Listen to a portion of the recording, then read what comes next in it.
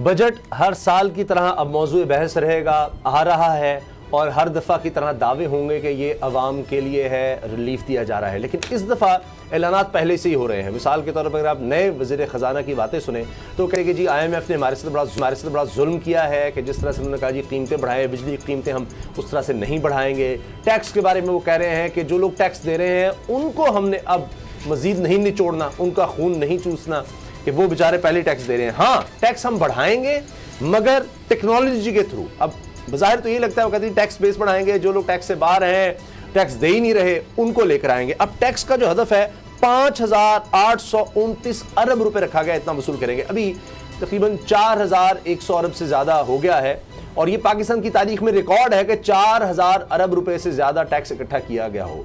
अब अगले साल जनाब वो तकरीबन 6,000 के करीब पहुंचा दिया। अब ये FBR ये क्या काम कर लेगा? अगर ये कर ले तो यकीन करें, इमरान खान साहब ने जो हाल ही में बात कही है कि जी अब हमारा फोकस है कर्जे उतारने हैं, हमने मईशत की बहाली की तरफ तुम आगे चले गए हैं। अगली दफा ग्रोथ का भी बेहतर कहा जा रहा है, महंगाई को कंट्रोल करने का भी कहा जा रहा है। और गवर्नर स्टेट बैंक ने रजा बाकिर साहब ने भी बात कह दी है कि अब वो वक्त आ गया, हम उस पोजीशन में आ गए हैं कि रिलीफ लोगों तक पहुंचेगा। अब मईशत मुल्क की इस तरह से बेहतर हो गई है कि हम खसारे से निकल आए हैं। जितना हमने खसारा देखा 20 अरब डॉलर तक का था, अब तकरीबन हम ये समझे कि 1 अरब डॉलर हम सरप्लस में हैं। अगर करंट अकाउंट को देखें, डॉलर की मद में देखें तो रेमिटेंसेस भी बेहतर हो रही हैं। तो ये बात बाबर डोगर साहब, आपको कोई उम्मीद नज़र आ रही है कि इस दफ़ा वाकई वो कह रहे हैं कि जी 900 अरब रुपया हम डेवलपमेंट पर खर्च कर देंगे, जबकि IMF नहीं चाहता, वो कहता है डेवलपमेंट आप कम करें। इसके साथ साथ ये कहा जा रहा है, वज़ीर इत्तलात और नशियात फवाद चौधरी साहब कह चुके हैं कि जी ये खुशखबरी आने वाली है तनख्वाहदार तबके के लिए, सरकारी मुलाजमीन के लिए, पेंशनर्स के लिए। दूसरी तरफ कहते हैं जी पेंशन हमने कम करनी। इमरान खान साहब कहते हैं कि पेंशन का इतना बोझ पड़ चुका है, तो ये किस तरह होगा सब? उसामा साहब, डेवलपमेंट का जो बजट आपने कहा कि 900 अरब रुपया है फेडरल गवर्नमेंट का, जी जी, तो बिल्कुल इसमें यह है कि पीछे जो डेवलपमेंट का बजट जो था बड़ा कम रहा। फेडरल गवर्नमेंट जो है वो डेवलपमेंट नहीं करवा सकी। मतलब मैं पंजाब गवर्नमेंट की मिसाल देता हूँ। शहबाज शरीफ ने जो आखिरी बजट दिया था 2018 का, उसमें पंजाब का जो डेवलपमेंट का बजट था वो 650 अरब रुपये था, जो उससे कम करके 220 अरब रुपया कर दिया गया और इवन उसकी भी यूटिलाइजेशन जो थी वो बड़ी कम हो गई। अब ये जो डेवलपमेंट का बजट होता है ये ट्रिकल डाउन होता है। इसमें आप सड़कें, नालियाँ, गलियाँ, ये वो सारा कुछ बनाते हैं। जब ये बनाते हैं तो वो ट्रिकल डाउन होता है, लोगों को रोज़गार मिलता है, मईशत का पहिया चलता है और ये सारा कुछ होता है। लेकिन जब यही इतना कम हो गया और गवर्नमेंट की कैपेसिटी भी नहीं थी कि वो इसको खर्च कर सके, तो उससे इकॉनमी काफ़ी मुतासिर हुई। दूसरी बात ये है कि अब ये आगे इलेक्शन का साल स्टार्ट हो जाना है। ये बजट और अगला बजट, शायद उससे अगला बजट तो शायद उससे पहले इलेक्शन हो जाए। तो ये दो बजट बड़े अहम हैं। पिछले 3 बजट में गवर्नमेंट जो थी उन्होंने जो सरकारी मुलाजमीन है उनकी तनख्वाह में कोई इजाफा नहीं किया। तो एक बहुत बड़ा जो सेगमेंट था वो गवर्नमेंट से बड़ा शदीद नाराज़ था।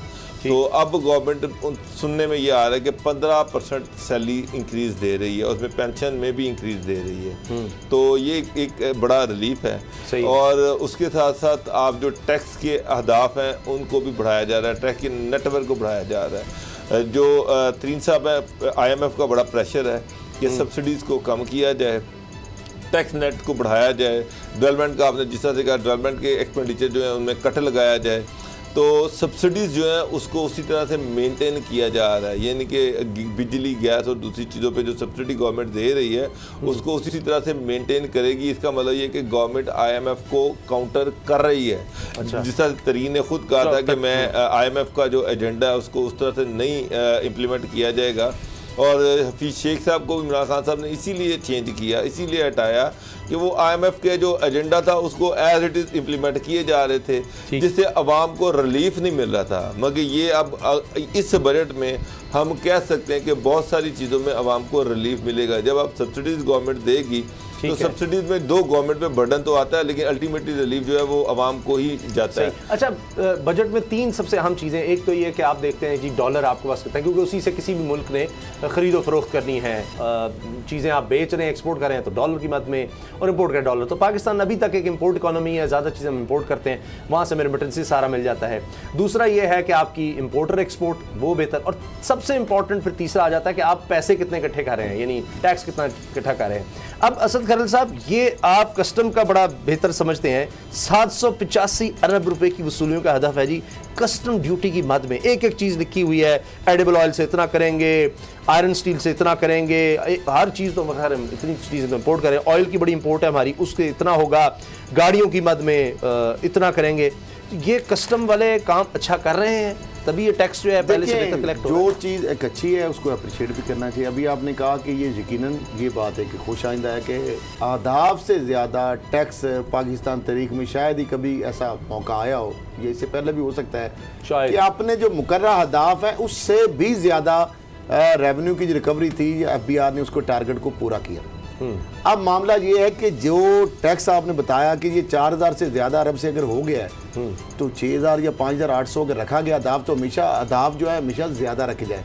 टैक्स नेट में इजाफा यकीनन हो रहा है, और जो काला पैसा है इकॉनमी के अंदर वो आपको पता है वो बहुत ज़्यादा माइनस हो रहा है।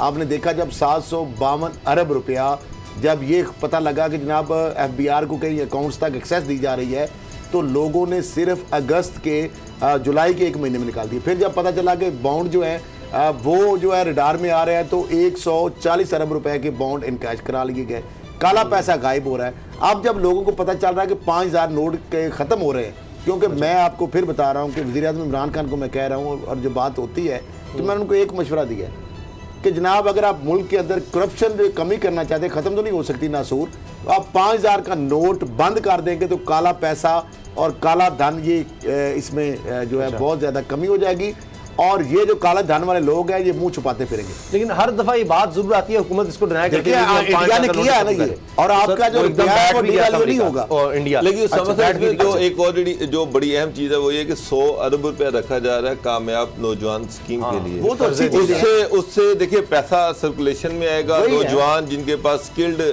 है, हुनर है, वो कुछ ना कुछ कर सकेंगे। और असल चीज़ ये है कि उसकी शराइत बहुत आसान है। जो नवाज शरीफ के दौर में जो इन्होंने वो लेके आए थे वो प्रोग्राम, उसमें वो बड़ा सख्त शराइत थी और लोग उससे फ़ायदा नहीं उठा सके, वो एक फ्लॉप स्कीम साबित हुई। तो इस दफ़ा गवर्नमेंट ने बड़ी आसान शराइत पे जो कर्जे दिए जा रहे हैं, यकीनन उसका फ़ायदा भी होगा। और इसके साथ क्या है बाकी दीगर जो है, और जो सब्सिडी की बात है बिल्कुल गवर्नमेंट कर रही है, लेकिन एक चीज़ जो है मैं किसानों के वाले से आवाज़ बुलंद करना चाहता हूँ। वज़ीर-ए-आज़म साहब 500 रुपये 35 पैसे में ट्यूबवेल के ऊपर जो सब्सिडी का रेट मिल रहा था या कम रेट पे मिल रही थी बिजली, अब ये इतलात आ रही है कि 13 रुपये जो कर दिया गया फी यूनिट। तो जिम्मेदारों के लिए पहले आपको पता है काटन जो है उसकी पैदावार में कमी हुई है, किसानों के लिए तो यहाँ पे हमारा जो हमसाया मुल्क है वहाँ पे तो फ्री बिजली है ज़रूरी मकासद के लिए। तो 5 रुपये 35 पैसे अगर नून लीग में थी तो 13 रुपये अगर हो रही है तो ये जुल्म है किसानों के साथ। पहले वो पेस्टिसाइड्स में, आप खादों में, फर्टिलाइजर के अंदर आप देख लें, इस दफा कह रहे हैं इस साल तो बड़ी तरक्की हुई है। अगर तरक्की हुई है, लेकिन ये चीज़ गंदम, गन्ना, चावल, मकई, अच्छा है, लेकिन सब्जियां बताएगा अगर, तो मैं उनको बता रहा हूँ मुलाजमीन की तनख्वाहों में इजाफा हो रहा है, डेवलपमेंट बजट के अंदर ये चीज़ें आ रही हैं। अगर इजाज़त दें तो मैं एक लाहौर पुलिस के हवाले से। जी सर जी, ब्रेक पर हमने जाना है, ब्रेक के बाद हमारे साथ गेस्ट भी होंगे। हाँ, तो अगर इजाज़त दें तो थोड़ी स्टोरी, और हमने बजट पर भी और ताजिकिस्तान के सदर का पाकिस्तान का दौरा, ये जिस तरह CPAC आगे बढ़ा है, लेकिन उससे पहले हम अपने पुलिस एहलकारों को, अब पुलिस जवान जो है ना, पुलिस को तो हर बंदा उनको जनाब उनकी दुर्गत बनाता है, और पुलिस के साथ क्या क्या नहीं। रिसेंटली 824 पुलिस वालों ने हड्डियां तुड़वा ली, लेकिन उनको हुक्म दिया गया कि आपने ना राइफल उठानी है ना गन उठाना डंडा। अब ये है अल्लाह रिता हेड कांस्टेबल। अल्लाह रिता हेड कांस्टेबल जो थे वो शहीद हुए दाता दरबार साहब के सामने बम धमाके में। उनकी जो बेवा है, ये जवान देख लें जी, ये जवान जो है इसका नाम है कैसर, ये एक बेवा है, उसने पहले खामद को है हेड कांस्टेबल, उसकी जगह पे ये बेटा उसने दिया अपना पुलिस को, और ये आज डाकुओं से मुकाबला करते हुए थाना सुंदर में तैनात था। और ये जो है ये हो गया 319वां नौजवान है ये लाहौर पुलिस का जिसने ये जाम शहादत नौश किया है। अब इसकी एक वालदा बेवा है जिसने पहले खामद खोया, फिर पुलिस को ये लखते जिगर दे वो खोया, अब इसकी वालदा बेवा है, और इसकी यानी इसकी वालदा और उसकी शहीद की बेवा, और 7 दो बहनें हैं इसकी, जिन्होंने पहले बाप को खोया, फिर अपने जवान भाई को, और 2 इसके भाई हैं। अब वो उस लगते जिगर उसका देखें जो तीसरा आप अपना जवान बेटा पुलिस को फिर मुल्क और कौम की हिफाजत के लिए पेश करेगी। तो अब अगर हम अब जवान हैं हमारे, जो सिविलियन पुलिस के हों, पैरामिलिट्री फोर्सेस के हों, और जो फौज के हों, सरहदों के ऊपर वो हिफाजत करते हैं, हम चैन की नींद सोते हैं। शहरों के अंदर पुलिस और दीगर जो लॉ इन्फोर्समेंट एजेंसीज हैं वो हिफाजत करती हैं। और आज जिस तरीके से उसको खराजे अकीदत पेश किया गया है, पुलिस लाइन किला गुजर सिंह में आईजी थे, वहाँ पे डीआईजी, सीसीपीओ पुलिस की डीआईजी ऑपरेशन थे, वहाँ पे मियां असलम इकबाल भी थे, क्योंकि उनके हल्के से भी इनका तल्लक था। तो मामला ये है कि जब हम इन पुलिस के शोहदा जो है उनको भी हमें मद्देनजर रखना चाहिए कि ये 2 जवान, एक खामद को खोया और उसके बाद बेटे जवान को खोया, अब वो एक और बेटा जो है शहादत के लिए पेश करेगी। और लाहौर पुलिस जो है ये खराजे तहसीन की इस हवाले से मुश्तक है, 319 जवानों की शहादत वो दे जानो माल के